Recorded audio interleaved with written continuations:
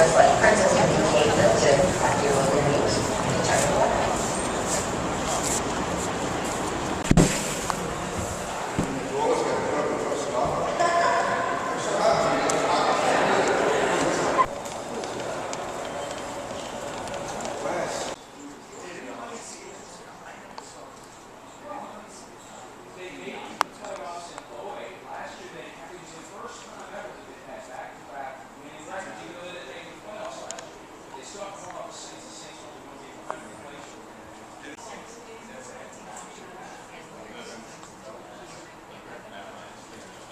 Up next, Congressman Peter King of New York, why he's calling for WikiLeaks to be labeled a terrorist organization.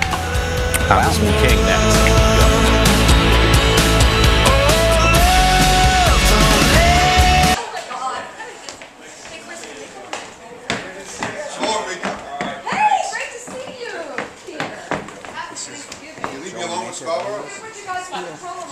Okay? No, I'll be right back, Congressman.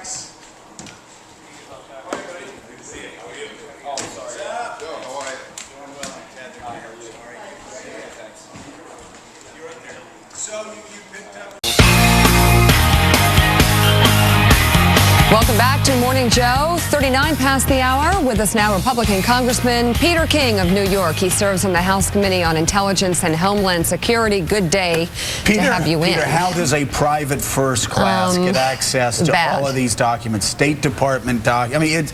I mean, that seems like the federal government has really let America down and its allies. They really have. I mean, to have some PFC, to be able to bring about the worst diplomatic catastrophe in American history is, again, they have to resolve that. They have to straighten it out. They have to, again, it's unimaginable how this could happen. Listen, you and I have been in the Congress.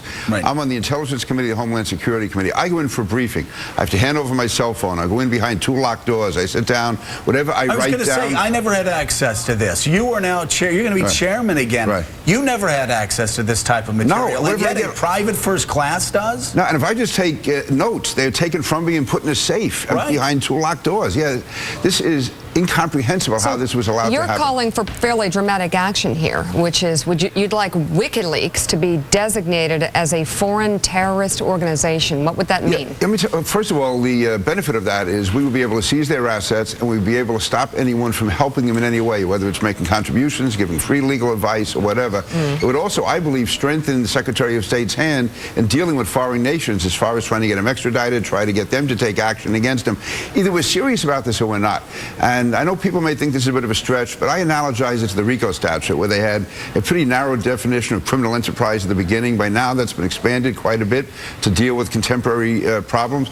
I think if we're going to live in this world, in this technological world where information can be disseminated so quickly, we have to be serious and take firm, strong action against those who are putting American lives at risk, because this will put people's lives at risk. I want to get back to Bradley Manning, private first class Bradley Manning. I mean, all the talk, of course, is the content of what was leaked today. How do we prevent, though, going forward, a private first class or anybody like that from walking out of secured facilities with all of this information? What do we do? Well, they don't have to walk out of it anymore. They just, you know, can email it. You know, I don't know. What I'm saying is that the administration has to come forward. Who does know, though? It should be the Director of National Intelligence. It should be the head of the CIA, FBI, Justice Department, or Homeland Security. All have to come together. Now you can hold hearings on this, right? We will, definitely. No, I intend to have full hearings on this. But the answer is going to have to come from the people who are in charge, and that is the heads of the intelligence community. This cannot be allowed to go on. And should we not focus? Should you not focus first on figuring out how we failed before going after WikiLeaks? I understand what you're saying about WikiLeaks. I think it may be overstepping a good deal. That being said, isn't your first task to call government agencies and the White House leaders in front of your committee and say, how did this happen? How do we stop it from happening again? Because it obviously happened under Bush as well. We have to walk and chew gum at the same time. We have to do both. We have to stop it from happening in the future. We have to go after those who are doing it now as a deterrent so it doesn't happen. And both have to be done. I agree completely. We have to do both simultaneously. But you know, you can't designate them a terror outfit. No, Joe, I think we should go after it. I don't think we should just write that off that quickly and say we can't do it. I mean, they are assisting in terrorist activity. The information they are giving is being used by Al-Qaeda. It's being used by our enemies. You could say that about Ellsberg in the Pentagon Papers in '71. Was he a terrorist? Well, I don't think Ellsberg was a the folk hero people made him out to be. And in many ways, this is the logical result of that. No, because first of all, in those days, there was no information. This was done. This was a one-shot deal.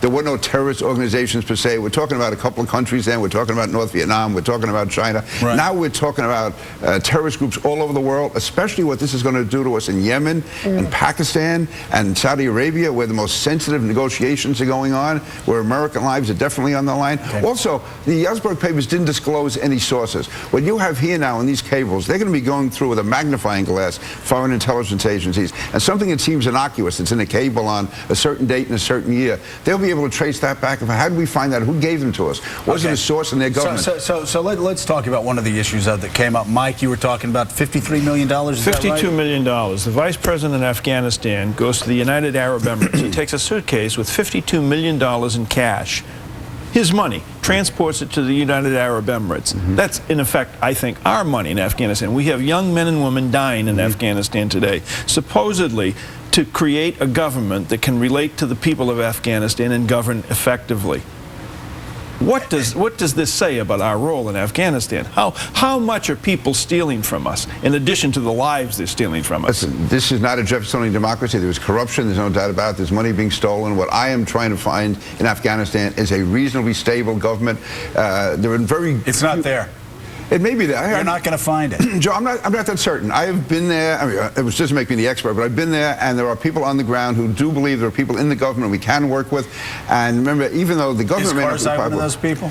some say he is. I say he's either not. way, we have to at this point. He needs to take his pills, first of all. Can you tell him next time to take his Listen, pills? I'm not here to defend Karzai. I'm saying there are people on the ground there who believe that he is a guy that can be worked with. Whether he can or not, he's the one who is there now, and he's better than the Taliban and better than Al-Qaeda. We are jammed, and we really appreciate you coming over here. By the way, for people who know, Peter and I are good friends. He's been insulting me for decades. Let me just say, Alabama lost it. Shut up! And Notre Dame won with a tremendous goal line stand in the final 49 seconds. Come back. This guy, though, accused me of coming out of a tent revival barefooted back in 1995. But I still Mike, what do you think? He once told me that the first time you bought shoes was when you came to New York. Yeah, exactly. So he's such a That being said, come back. We want to talk a lot longer. We appreciate you coming in. I think there'll be more to talk about on this for quite some time. Congressman King, thank you. Next, Mika. Oh, my. My old friend Joe Scarborough, which usually ends up in some kind of a screaming match, even though it's basically friendly. Joe was never quite accepting the fact that me being from the Northeast, I'm much more sophisticated than he is, coming from the Panhandle there in Florida. And also that Notre Dame is just a much better place than Alabama, where he went to college. But seriously, I think the whole WikiLeaks debate is very important. We have to have it. This is a matter of life and death, and if we're serious about it, we have to take tough, strong action as quickly as possible. Now I'm heading to the airport and off to Washington.